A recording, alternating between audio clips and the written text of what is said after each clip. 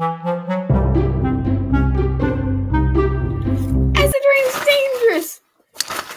It hurts. Let's talk more about it. Here's some facts of what acid rain can do.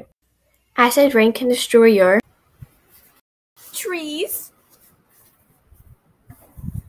your goldfish, and the paint on your car.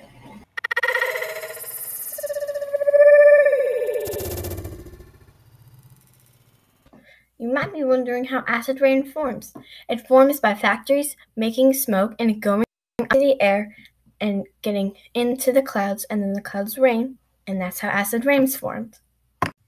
Acid rain affects us because all the smoke's going up into the air, and then it's in the clouds, and the clouds rains. The acid rain comes down with it, and it rains on trees, forests, and animals.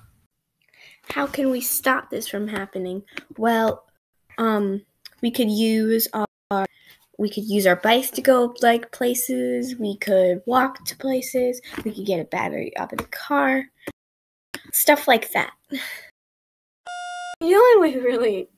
You're supposed to throw it at me. You have to say the line first. No, you have to do it.